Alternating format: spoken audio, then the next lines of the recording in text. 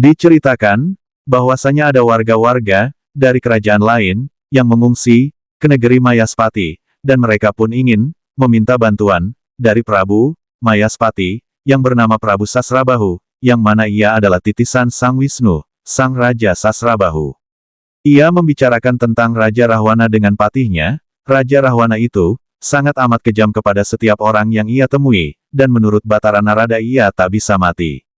Namun, patihnya juga sangat berambisi untuk menumpasnya kepada Raja Sang Angkara Murka itu. Kemudian, dan daripada itu,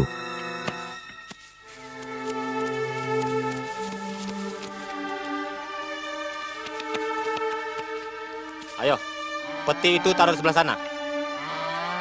Siapa pemimpin kalian? Hamba Gusti, kami pengungsi dari negeri Puranegari. Kami mohon perlindungan dari Gusti Prabu Harjuna Sasrabahu, karena negeri kami dulu lantakan oleh pasukan dari Alengka Dirja. Sudah 4 negara yang rakyatnya mengungsi kemari, dengan alasan yang sama. Ponggawa, atur seluruh pengungsi ini. Dirikan kemah di dekat rombongan pengungsi dari Baya Biasa. Saya akan menghadap Gusti Prabu. Baik, Gusti Lautan. Kalau mereka sampai meluruk negeri-negeri di sekitar Mayaspati, artinya mereka memiliki balas segara yang sangat kuat. Negeri Baya Biasta sudah menyerah, juga Pawanawan dan Kedih. Dan kalau Puranagari juga sampai takluk, bukan tidak mungkin mereka akan kembali menyerbu kemari. Hamba akan siapkan penjagaan seluruh daerah perbatasan, Gusti. Rupanya Maharaja yang bernama Rahwana itu menginginkan seluruh Mayapada ada dalam genggaman tangannya. Saya dengar dia terkenal sangat sakti. Menurut Batara Narada, Rahwana tidak bisa mati, seperti pamanmu, Rama Bergawa. Kalau diizinkan, hamba ingin menghadapinya di medan laga, Gusti Prabu. Hamba ingin menjajal kesaktiannya. Mungkinkah dia Raja Angkara Murka yang harus kumusnahkan? Seperti yang diwangsitkan Dewata kepadaku. Sin berpindah ke tempat kemah Rahwana. Adik perempuannya pun datang dan menceritakan tentang kerajaan Mayaspati yang mempunyai pati gagah perkasa, sampai-sampai ia ingin membuka penyamarannya pada saat itu. Pada waktu itu pihak kerajaan hendak menyerang kerajaan Mayaspati, dan adiknya pun menceritakan tentang permaisurinya yang cantik jelita pada waktu itu, dan Prabu Rahwana pun mengurungkan niatnya untuk menyerang Mayaspati karena ia ingin melihat permaisuri dari permaisuri Mayaspati. Di saat bersamaan, Prabu Sasrabahu menyusup ke dalam kemah dan menghajar anak buahnya sampai babak belur. Kalau sakti, terus kita harus merunduk-runduk atau tersenyum-senyum mohon belas kasihan. Begitu. Atau paman sudah meragukan kesaktian Maharaja Rahwana.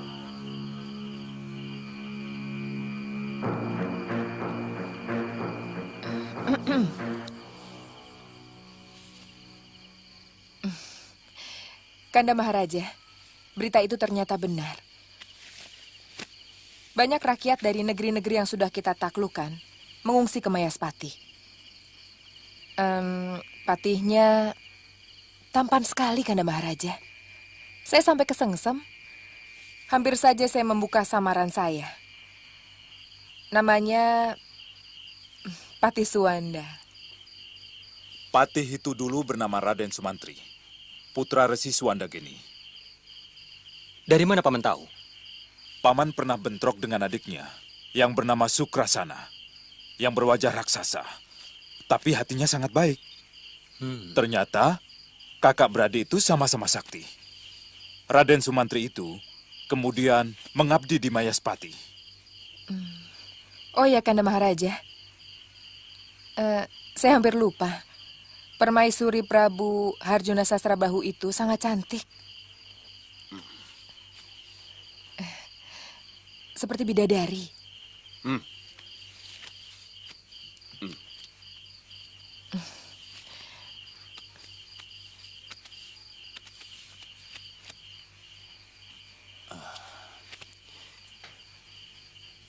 Kamu tidak bohong, adikku.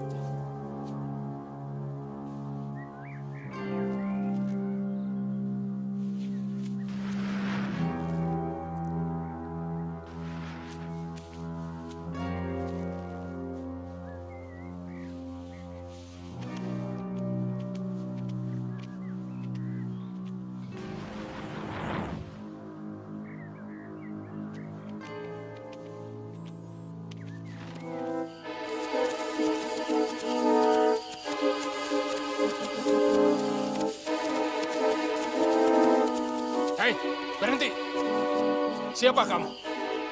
Kamu pasti mata-mata Mayaspati.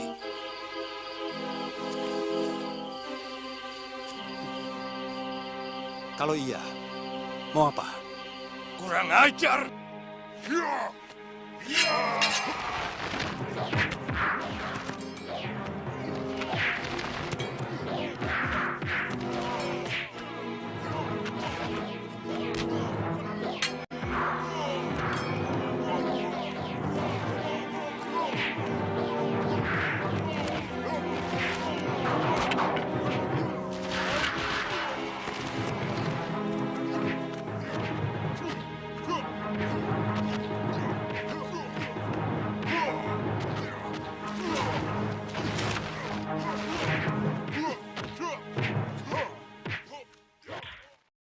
Dan, Prabu Mayaspati pun berubah menjadi orang tua yang mengaku sebagai resi.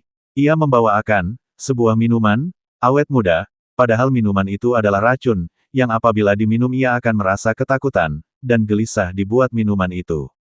Lalu orang tua itu menyerahkan dengan keadaan dipaksa, akan minuman tersebut, dan Prabu Mayaspati itu, kabur ke kediamannya.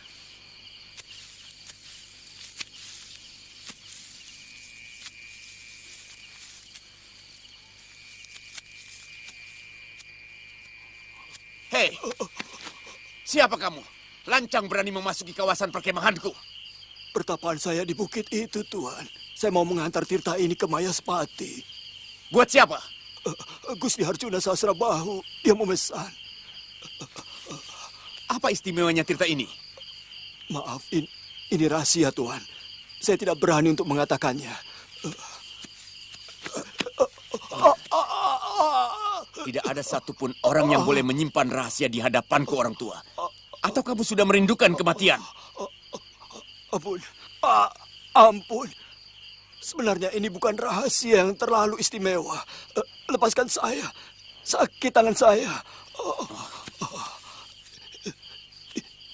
Ini Tirta Kamandanu, hasil tapa berata saya. Dia bisa membuat yang meminum awet muda. Sang Prabu menginginkan dirinya tetap seperti anak remaja. Supaya permaisuri beliau yang sangat cantik itu tetap mencintainya. Tirta ini lebih cocok untukku.